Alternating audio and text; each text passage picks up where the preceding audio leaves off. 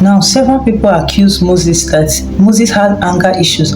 I'm not against the fact that Moses had anger issues. Of course, he saw an Egyptian maltreating an Israelite and he killed the guy and stuff like that. So, yes, most likely Moses had anger issues, but it was not his anger issues that stopped him from entering the promised land.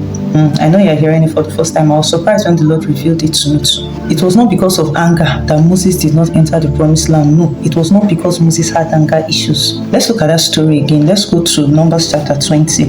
Verse 2 says, "Now there was no water for the congregation, so they gathered together against Moses and Aaron. And the people contended with Moses and spoke, saying, If only we had died when our brethren died before the Lord. Why have you brought up the assembly of the Lord into this wilderness, that we and our animals should die here? And why have you made us come up out of Egypt to bring us to this evil place? It is not a place of grain, or figs, or vines, or pomegranates, nor is there any water to drink." Look at the response of Moses and Aaron, and you understand why I say it was not anger. So Moses and Aaron went from the presence of the assembly, that's the assembly of the children of Israel, to the door of the tabernacle of meeting, and they fell on their faces. Is that the response of a man that is angry? No. Someone came to me and started shouting at me, "Jedediah, you didn't do this, you didn't do that, you didn't do this, you didn't do that."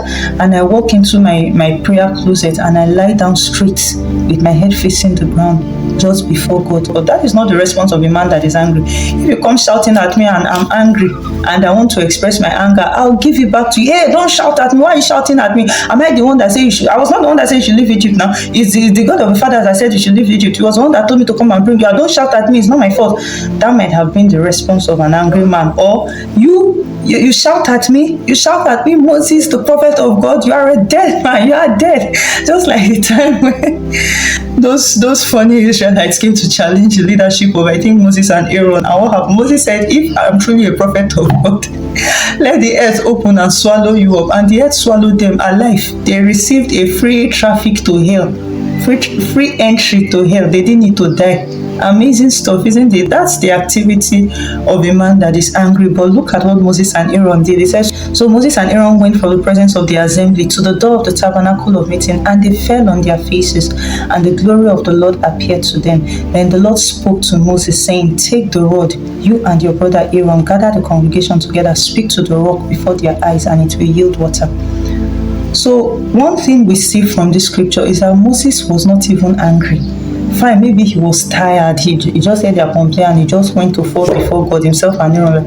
"Lord, what do we do now?" And God gave them instructions. And when God was judging Moses, God did not mention anger.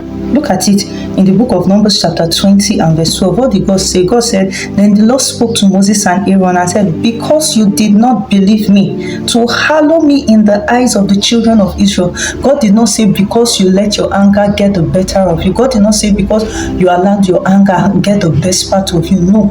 So as far as God was concerned, the sin of Moses was what? The sin of unbelief. God said, "Because you did not believe me, and because you did not hallow me." So it was a sin of unbelief, and it was a sin of lack of reverence for God, a sin of lack of honor for God. Say you did not hallow me, that means you did not fear me, you did not reverence me. That was the sin of Moses. He defiled God. He did not sanctify God in the eyes of the children of Israel. So it was because he did not walk in the fear of the Lord. As far as God was concerned, that was Moses' sin, unbelief and not walking in the fear of the Lord. That was why Moses was judged, not because of anger. God did not say anything about anger in this scripture. Anger was not Moses' sin. It was because Moses did not walk in the fear of the Lord. That was why he got judged. Amazing stuff, isn't it? So Moses committed the sin of unbelief. Moses did not believe that speaking to the rock will bring water out for the children of Israel. In Exodus 17 verse 6, God instructed Moses to strike the rock. And because he struck the rock the first time, Moses did not believe that speaking to the rock will bring out water this time. And because he was so used to his old ways of doing things. And that is why God said that he is I am. That was the revelation he gave Moses. He didn't say I was, he said I am. I am that I am. So when walking with God, you have to walk with him per time. You have to know what he's doing in the now. But God told Moses that he had a sin of unbelief. He said, because you did not believe me. Moses did not believe that water will come out of the rock if he spoke. And so he struck the rock because he was used to striking the rock. He has struck the rock the first time. That is how God walked, and that is how God will continue to walk. My son, no, I'm changing the method. I'm changing the strategy. No, Lord, that was not what you introduced me to. We have been doing it like this. We will continue to do it like this. Moses did that in ministry. He did not believe God. He did not walk with the revelation of I am, the revelation that God gave him. He chose to walk with the revelation of I was, and his ministry and life got terminated for it. He gave the Son of God 2 dirty slaps before the children of Israel, and the Son of God that was supposed to be smitten once was smitten twice. The Son of God wasn't meant to die twice. The Son of God was not meant to suffer twice for sins. He was meant to suffer once. And Moses striking the rock once was a shadow of the passion of the Christ. It was meant to be once, not twice. So we see that Moses walked in the fear of the Lord several times, but missed it once, and on a very deadly note. There were several men and women of God in scriptures that disobeyed God's instructions, and they found mercy.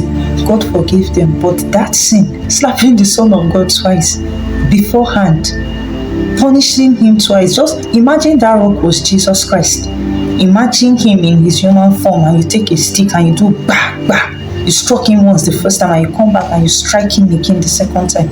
Imagine if it was the Son, the Word made flesh, receiving that. Did you really think that the Father would tolerate such level of disrespect and such level of dishonor? No.